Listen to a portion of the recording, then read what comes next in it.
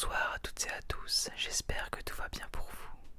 On se retrouve aujourd'hui pour une nouvelle vidéo ASMR, mais avant toute chose, je tenais à te souhaiter une très bonne année 2023. J'espère qu'elle te sera profitable, que tu auras une bonne santé et qu'elle sera sous le signe du bonheur et de la réussite.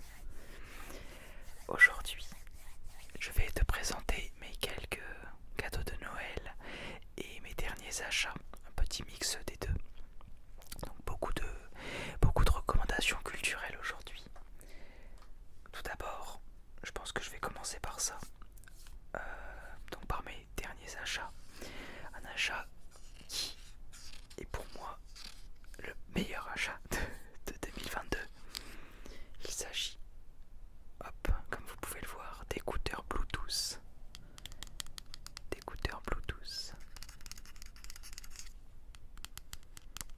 Étant donné que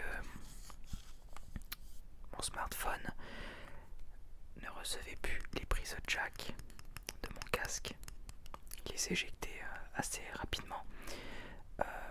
J'étais souvent en mode Bluetooth, sauf que c'est un petit peu chiant des fois le casque dans le sac, etc. quand on ne l'utilise pas. Et donc, je me suis dit pourquoi pas me procurer des écouteurs Bluetooth. Donc là, ce sont des JBL, donc ils se présentent comme ça, très simplement. Voilà. Et je dois dire qu'ils sont vraiment super cool. Donc la référence c'est les JBL je crois que c'est DC230 TWS. Il me semble que c'est ça. Enfin, je vous mettrai les références au pire en description. Donc petits écouteurs Bluetooth, il n'y a pas tant de déclencheurs à faire. Mais vraiment vraiment un très bon achat que j'ai fait fin 2022. Dernier achat, encore plus récent cette fois. Le tome 25 de One Punch Man. Je vous ai déjà présenté un petit peu cette série de mangas. Donc de Yusuke Murata. Ouais, c'est ça. Yusuke Murata. Donc là c'est l'édition limitée.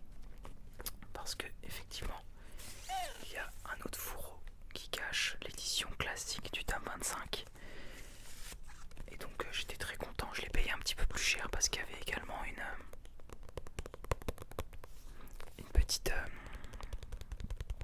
je peux pas dire une figurine en plastique avec une petite pancarte de One Punch Man, plus particulièrement de Saitama. Donc ce personnage que j'ai mis chez mes parents.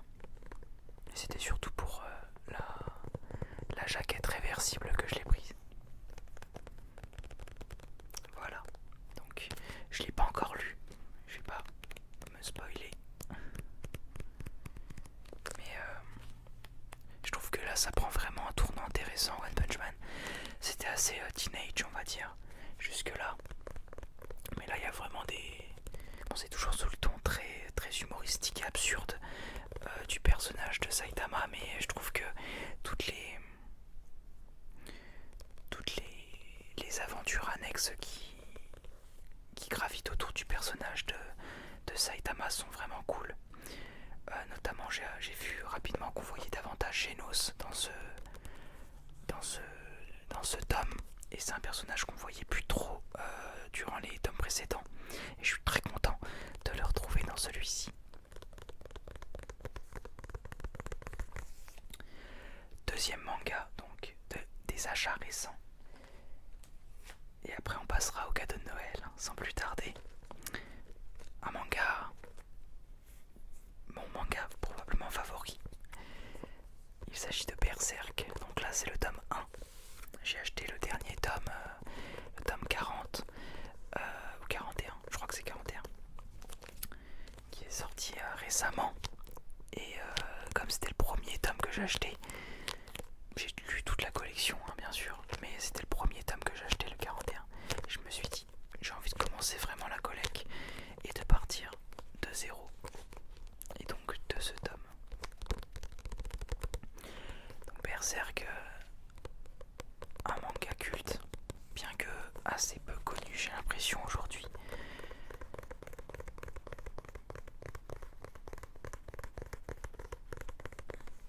C'est pour moi la grosse claque que j'ai lue en 2022, alors qu'il est sorti en 80, je ne sais plus quoi, 86, 87 peut-être. Je vais regarder ça. Il est sorti en 89. Kentaro Miura, 1989. Donc l'auteur de Berserk est mort, je crois, l'année dernière, sans avoir pu finir son œuvre. Mais voilà, un de ses amis a repris le flambeau et va terminer son œuvre pour lui. Et donc le tome 41 a été un tome posthume. Et c'était je crois le dernier qui était écrit et dessiné par Kentaro Miura. Voilà, donc ça, si vous pouvez lire Berserk, lisez-le, mais je vous assure que c'est quand même pour les lecteurs avertis, dans le sens où c'est quand même assez gore et il y a beaucoup de violence psychologique et physique. Donc faut s'accrocher, mais par contre au niveau des dessins et autres, je trouve que c'est de pure dinguerie. Des pures dingueries. Vous voyez, les scènes de bataille, etc. Pour moi c'est le manga qui m'a le plus marqué, tant au niveau de l'histoire qu'au niveau des dessins, que je trouve fabuleux. Bon, on sent la patte un petit peu vieillie, mais si vous êtes attaché aux anciens mangas, je vous assure que si vous n'avez pas lu Berserk, ça va vous marquer.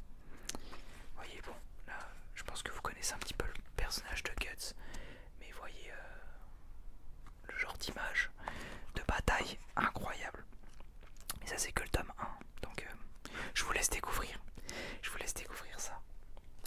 Pour les cadeaux de Noël maintenant, alors je vais pas tout vous montrer parce que j'ai eu également un pull en dehors de ça et deux appareils électroménagers que sont un grille-pain et un appareil à croque-monsieur, gaufre et grill. Donc voilà, c'est un petit peu, c'est des trucs qui font un peu plus daron. D'ailleurs, c'est là où on voit qu'on vieillit, c'est quand on est content de recevoir ce genre de choses pour Noël. Mais je vais rester dans les cadeaux culturels entre guillemets. Alors, on va commencer avec celui-ci. Akira, donc de Katsuhiro Otomo.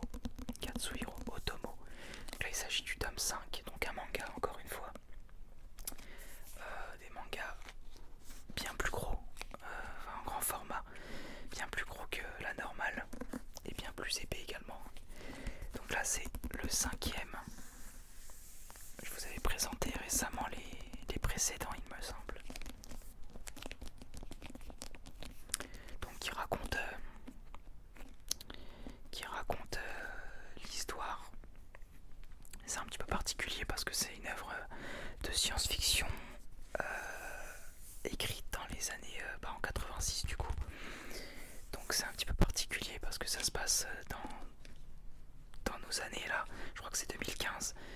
Et ce qui est assez intéressant, c'est que l'œuvre est un petit peu autoréalisatrice, je ne sais pas trop comment le dire, mais elle a prévu certains événements qui ont vraiment eu lieu plutôt dans la réalité.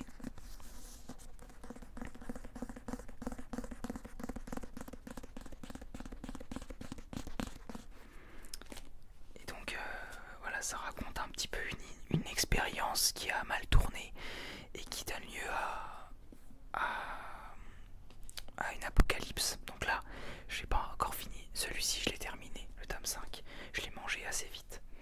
Et afin de bien terminer, j'ai également eu le tome 6, donc le 6e et dernier tome de la série. C'est une œuvre qui est terminée, donc si vous voulez vous y mettre, chaque tome est à 15 € à peu près. Et donc pour 90 balles, vous avez toute une série de mangas. celui-ci.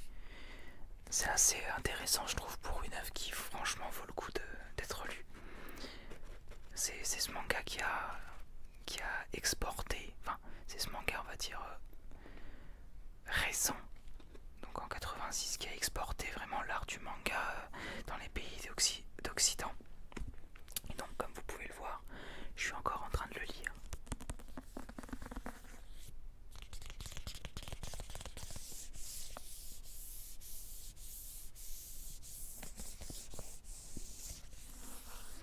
Encore en train de le lire pour l'instant, mais par contre ça a l'air d'être... la fin a l'air d'être très attendue. Enfin du moins je l'attends beaucoup là. Je vais pas me spoiler, mais à l'endroit où j'en suis, il y a plein de rebondissements.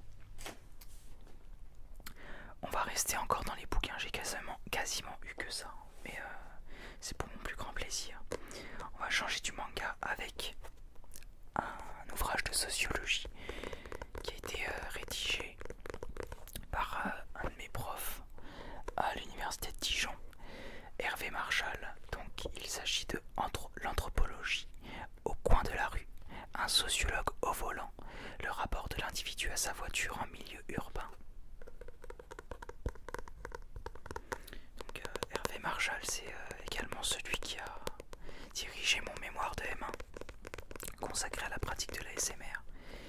D'ailleurs, dites-moi si vous souhaitez lire mon mémoire de M1, je pourrais le rendre disponible hein, si vous le souhaitez. Il fait à peu près entre 50 et 60 pages, je ne sais plus exactement, mais si ça vous intéresse, dites-le moi en commentaire et j'essaierai de le rendre disponible en ligne afin que vous puissiez y avoir accès. Je vais vous lire la 4e de couverture. Cet ouvrage va à l'encontre d'un certain nombre d'idées reçues concernant les usages de l'automobile en milieu urbain. Le propos entend montrer toute l'épaisseur du rapport de l'individu à son automobile en s'appuyant sur des entretiens participants, combinant la méthode de l'entretien et l'observation ethnographique. Loin d'être une bulle et de couper du monde, l'espace intérieur de l'automobile est en effet le théâtre de multiples états d'être et régimes d'engagement allant de la sérénité de soi à l'intensité de soi, en passant par la disponibilité de soi ou encore la spiritualisation de soi. L'observation fine des individus au volant montre également que ceux-ci sont tantôt réflexifs, tantôt engagés dans les routines, sans compter qu'ils développent des routines réflexives ou de la réflexivité routinière. In fine, il s'agit bien de souligner à quel point l'automobiliste est un être techno-bio-physico-social dans la mesure où il apparaît comme un être individualisé, social, habitant l'espace intérieur de son automobile techno, à travers différents états d'être et régimes d'engagement qui font intervenir aussi bien le corps bio que l'esprit psycho. Voici donc le résumé plus que complexe de Hervé Marchal. C'est pas méchant ce que je dis là, mais il aime bien employer des grands mots des fois. Et donc j'ai voulu avoir ce bouquin parce que j'ai également d'autres ouvrages de ce professeur qui m'a beaucoup inspiré, on va dire, dans mon parcours de sociologue qui va bientôt se terminer. Et je dis ça parce que c'est ma dernière année d'études. Et voilà, c'est un ouvrage qu'il a sorti il y a quelques années maintenant, en 2014. Et il nous en parlait régulièrement quand même, parce que c'est un passionné d'automobile. Et je l'ai jamais lu, donc j'avais envie quand même de marier un petit peu cette fin de parcours avec un bouquin qui m'a toujours un petit peu intrigué. Voilà, donc c'est tout pour ce petit livre de sociologie. Je suis conscient que ça va pas forcément parler à tout le monde, mais pour moi c'est quelque chose qui me parle pas mal. On va continuer sur les livres avec 2 artbooks incroyables. Alors le premier, c'est le cadeau de ma copine pour Noël, qui tient même pas dans le cadre. Hop. Un artbook de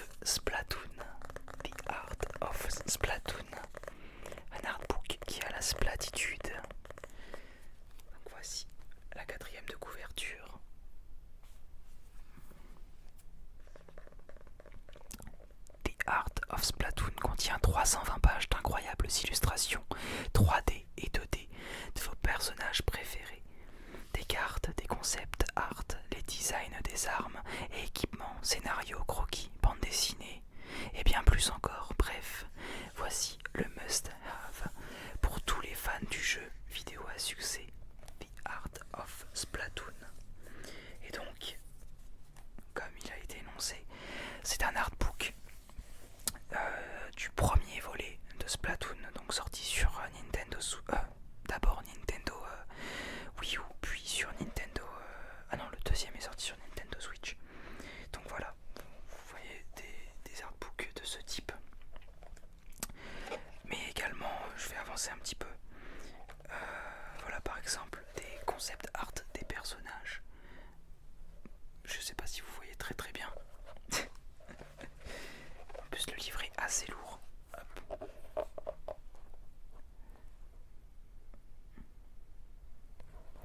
Vous voyez des concept art de personnages. Vous retrouvez également voilà, des concept art des décors et autres. Je galère un petit peu. Et autres équipements. Vous voyez. Hop. Donc je l'ai feuilleté mais je l'ai pas encore lu assidûment. Je vais le faire prochainement.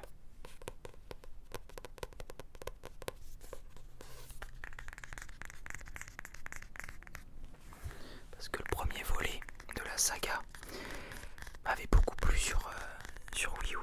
Je sais que peu de personnes vont comprendre ce sentiment sur Wii U, mais c'est quelque chose c'est un TPS, donc un jeu de tir à la troisième personne qui vient vraiment casser les codes de ce mode de jeu, avec des mécaniques de gameplay vraiment particulières, et je trouve que ça coupe un peu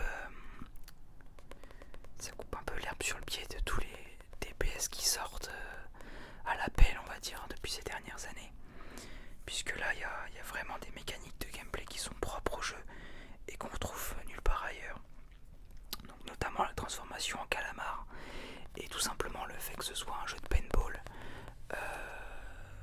de guerre de territoire. Donc il faut dans la plupart des modes de jeu, il va falloir peindre un maximum de surface de la map de notre couleur afin justement d'avoir l'avantage et au-delà de gagner la partie de pouvoir se mouvoir beaucoup plus facilement sur la carte. Donc je pense que le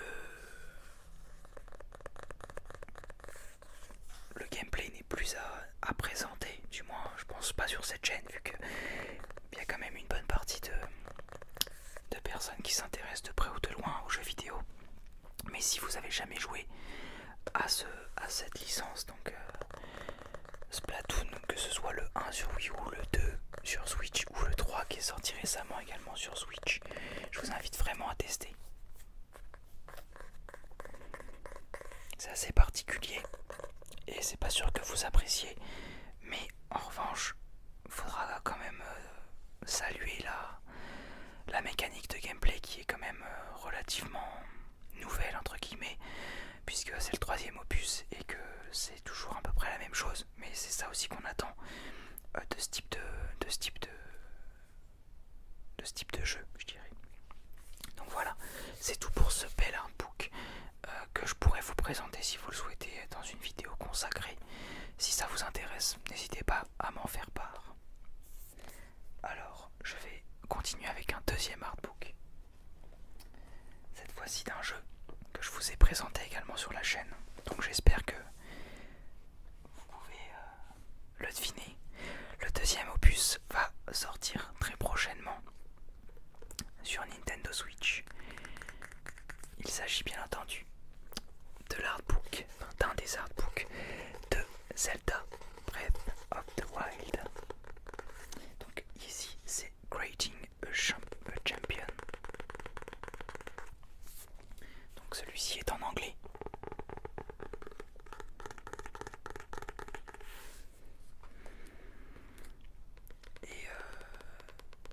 Et donc c'est sous le même format que celui de Splatoon, sauf que celui-ci est un petit peu Breath of the Wild, je pense que c'est le jeu que je n'ai pas à vous présenter sur Nintendo Switch. Et donc pareil, de la même manière que pour Splatoon,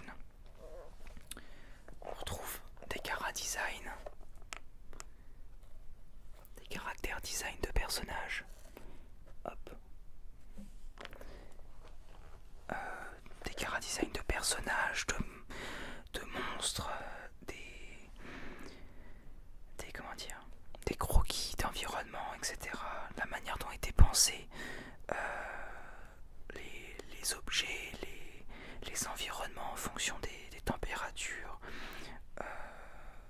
tout plein de choses en fait. C'est vraiment le truc qui répertorie tous les visuels du jeu, je dirais, et au-delà de ça, toutes les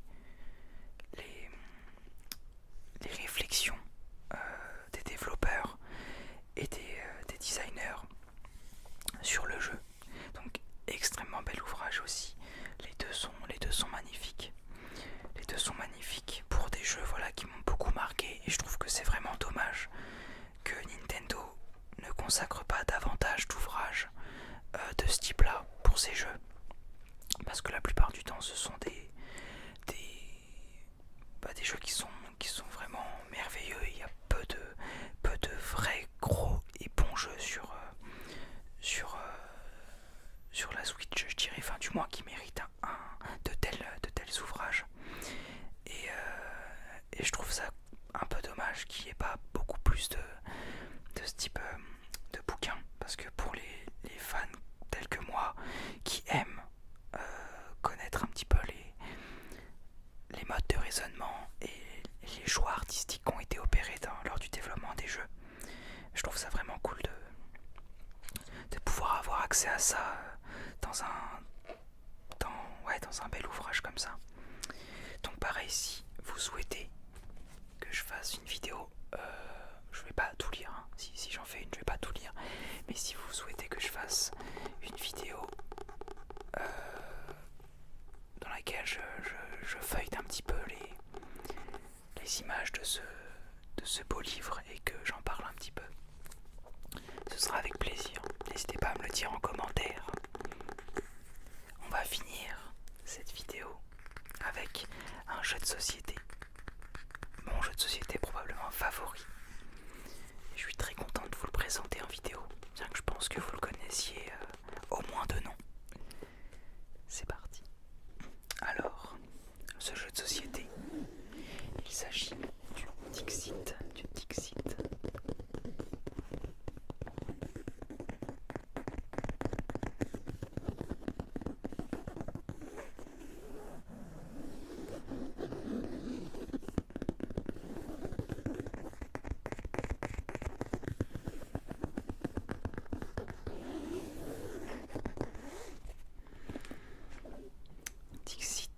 est un jeu magnifiquement illustré qui fait appel à l'imaginaire et à l'intuition. Laissez-vous porter par vos idées.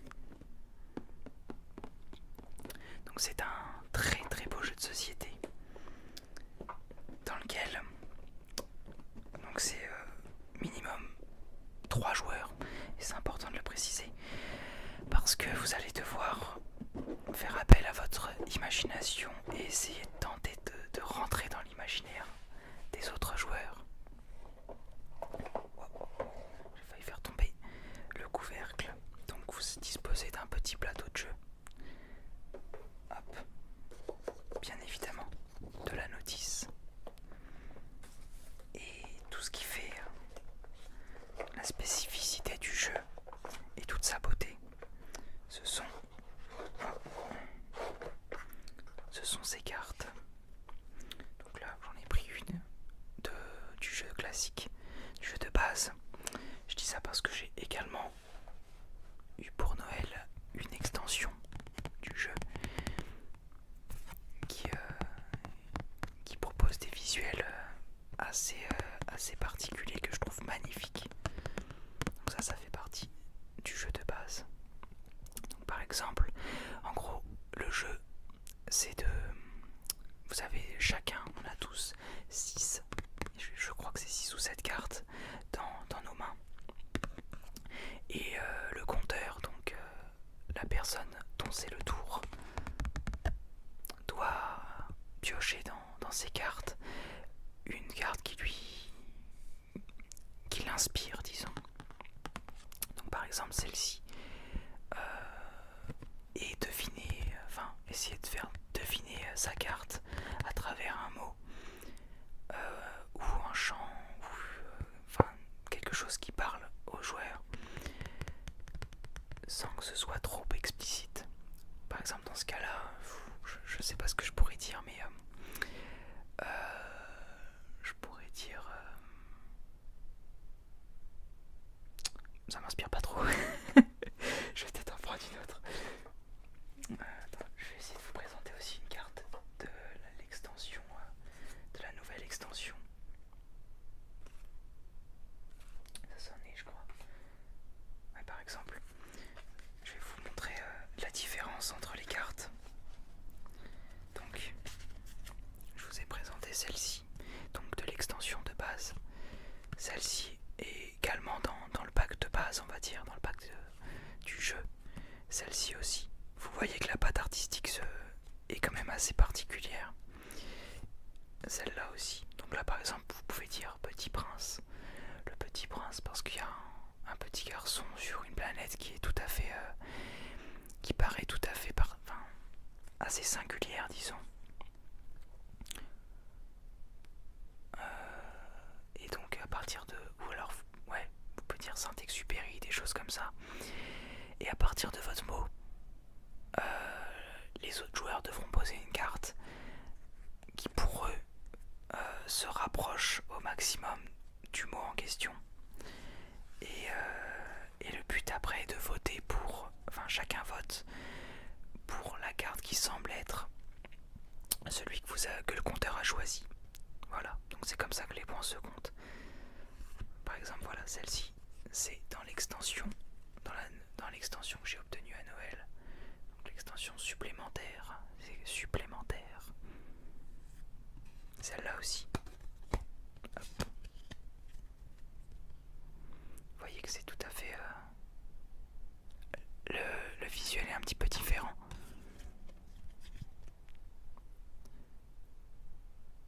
Hop. Vous voyez. Et je la trouve incroyable cette carte. Et donc voilà. Et c'est un jeu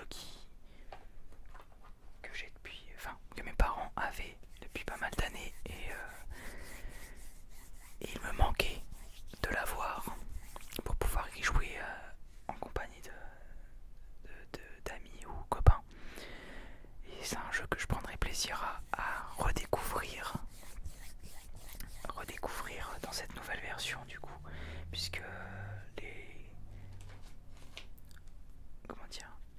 les outils de jeu ont un petit peu changé pour voter, etc. Ça c'est pour voter. Vous pouvez comme ça voter pour la carte qui pour vous semble être celle du compteur. Voilà.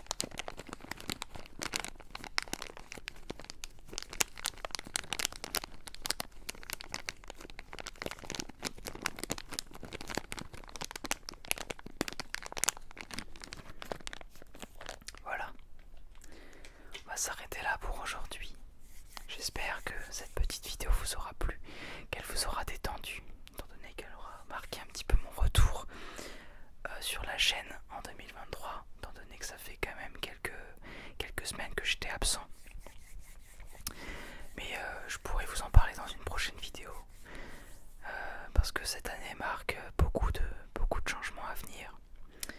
Et voilà, je tombe un petit peu vers l'inconnu, sans parachute, mais pour le mieux.